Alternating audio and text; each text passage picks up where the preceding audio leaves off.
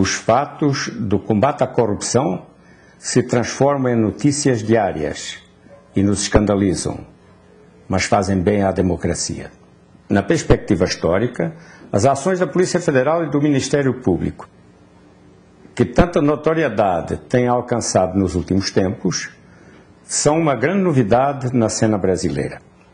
E para que se compreenda e se avalie a importância dessas ações no combate à corrupção, vale a pena lançar um olhar sobre o passado. Já houve tempo em que a corrupção era quase um direito de quem possuía algum pedaço de poder.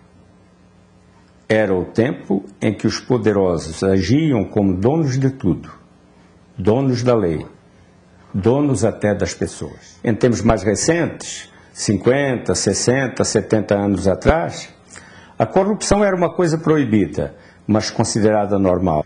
Normal nos hábitos, na cultura política e até nas convicções do povo. É desse tempo a famosa frase "rouba mas faz", que tinha sentido de elogio ao político ladrão.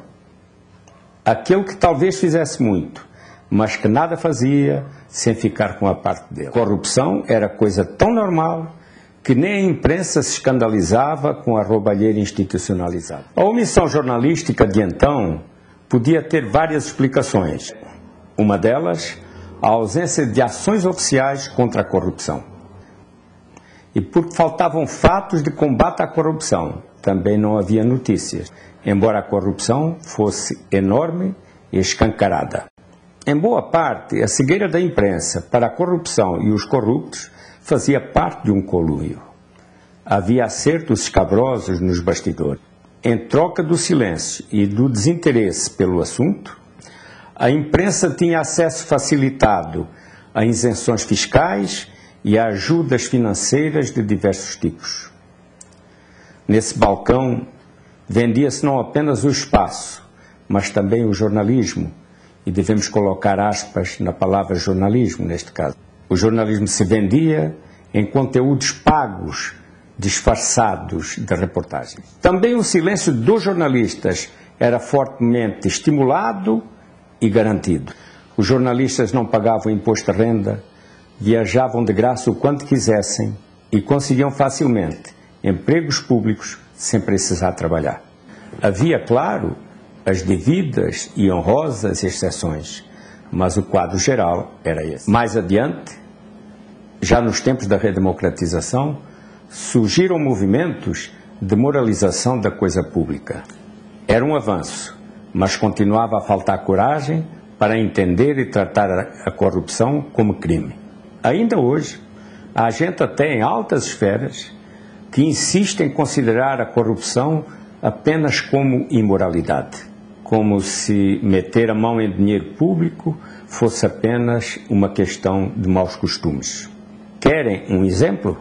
Quando explodiu o escândalo do Mensalão, ouvimos de ninguém menos que o Presidente da República. Repito com a devida ênfase, ouvimos o Presidente da República dizer aos brasileiros que o PT apenas fez o que os outros partidos sempre fizeram. Felizmente, embora às vezes com o espalhafato exagerado, a Polícia Federal e o Ministério Público realizam hoje um efetivo trabalho de combate à corrupção. Alguns figurões já estão na cadeia, outros a caminho dela. E com esse bem noticiado trabalho da Polícia Federal e do Ministério Público, uma nova convicção se estabelece na sociedade brasileira. A convicção de que a corrupção deixou de ser esperteza ou imoralidade. Hoje, todos acreditamos que roubar dinheiro público é crime. Combater a corrupção passou a ser, portanto, uma obrigação de todos nós, cidadãos brasileiros. Por isso, devemos ensinar às nossas crianças que os corruptos, ladrões do dinheiro público, são sujeitos safados, indignos do convívio social democrático.